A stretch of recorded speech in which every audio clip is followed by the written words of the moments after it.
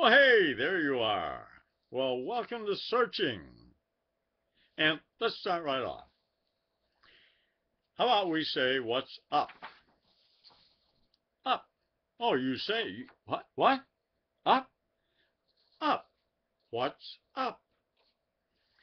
Well, I'm going to hope some of you answered just like that. Up. But what is up? Now, wait a minute. Let me get my artwork out here.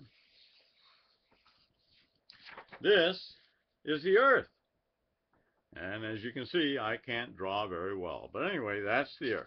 Now, I just came here from the other side of the Earth because I'm in Vermont. So I'm going to put me on the top of the world. And there I am. I'm on top of the world, Earth. Now, the Philippines and Australia are actually on the other side of the Earth. And when I was there,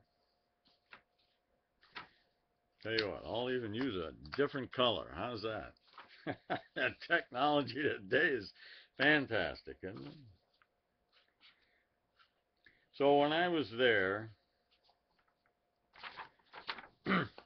I was standing there. And as you can see, it's a pretty simple thing to imagine up. But depending on the context and where I was,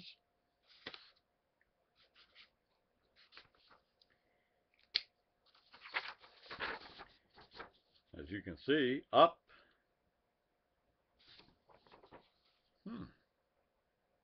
In Vermont, up is there, but in the Philippines, up is there.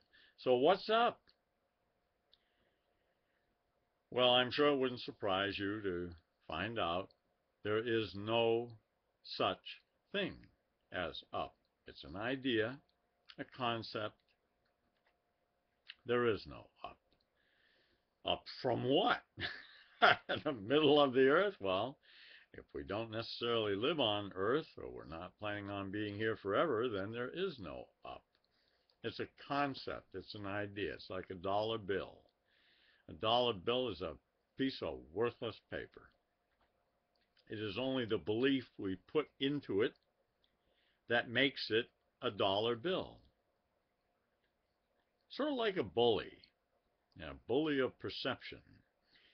Long as the bully thinks it can get away with bullying you, you may believe in that bully, but the minute you stand up to it, it cowers and goes away. Our perceptions, knowledge, words, language, a lot of it is like that. It would like to have the bully pulpit, like the president standing before a lectern. He has the, or she, but in the United States, he, there hasn't been a she. He has the bully pulpit, bully. Well, just to get things started, the type of things we're going to be dealing with are up. What's up? There ain't no up. But before we get too far, my name is Frederick Venner. This series will be called Searching. But before we begin searching, we have to do some spring cleaning. In New England, that is a tradition. It comes from the days of burning wood, and over the course of a winter, there's a dust that builds up unbelievable. So when the sun comes out and the snow goes down, you start opening the doors and the windows. All of a sudden you notice, whoa, man, accumulation of dust, whoa. So you have to do spring cleaning. Well, let's start that with a little bit about me.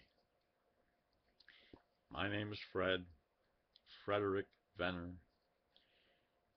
I dedicate this series, Searching, to my mom, Joyce.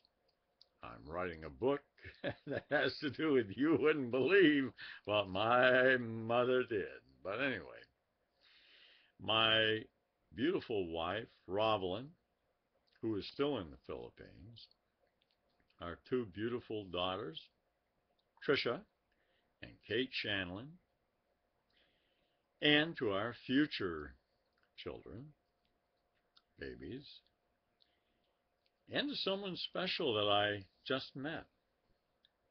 And that person's name is Jeremy Orr. Now, I came here from the Philippines about 4 weeks ago, realized I had a nasty, ugly superbug infection in my neck, headed for my brain, my spinal cord, and without joking, man, that thing was out to eat me for breakfast. And had it really got going, I don't think I'd be here. But anyway, Jeremy Orr is someone who goes back in my history to when I was a small boy and I knew his cousin, who was much older than he is, Ronnie Orr. Ronnie Orr and I became very good friends. Ronnie helped me out a lot. Anyway, after traveling around the world, Russia, Ukraine, Mexico, Canada, above the Arctic Circle, all over the USA and the Philippines, Australia, I come back to my old hometown. And again, kind of through Ronnie Orr in a sort of a spiritual way, Jeremy Orr saves my life. Now let me tell you, Jeremy Orr is the real deal. Built like a bodybuilder, but got a heart of gold. Anyway, thank you, Jeremy. So, to continue, I was talking about spring cleaning. And one of the things we want to do is clean up our language, our ideas, our perceptions, our knowledge. So if we're going to be searching, and I'll do the best I can, if we're going to be searching, we have to maybe confront some truths and let the chips fall where they may. Now, my grandmother, Arlene, told me when I was little, she said, Frederick, I'm going to give you a gift, and that gift is the truth. And the truth might not always make you happy. Sometimes it might. But she promised she would do the best she could to research and find the best truth that she could. And that's my promise to you. So please send me your comments, your interests, your fears, your courageous work, anything you wish. And I promise to try and incorporate it here into what is discussed. In the meantime, I thank you very much for joining me, and welcome. And we will continue with taking a look at the language we use and some of the, and some of the things we, well, maybe forget, take for granted in our perception. And one of them has to do with simply starting with up. What's up? There isn't any up. It is a matter of context. It's a matter of perception. But there isn't any up. So that's the starting point. And that starting point adjusts and fine-tunes the way we perceive, because we have to take a look at things through the language we use, the language or languages we're accustomed to, the knowledge we're given by schools, friends, relatives, our gut feeling, our awarenesses, our dreams, our nightmares. And we're going to take a look at all of that. Yes, I'm going to comment on many, many subjects. No, I don't expect everyone to agree with me, but I hope that I can articulate and elucidate these subjects in a manner that will prod thinking, introspection, reflection, and further searching on my part, and hopefully yours as well. And hopefully in the meantime I can do it in a sort of way that, doesn't put you all to sleep. So thank you very much for joining me.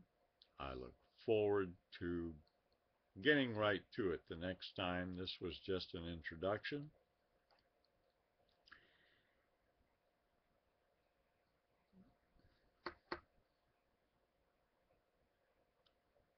And hopefully this didn't come out too badly, because again, it's a test, it's a test, it's a test.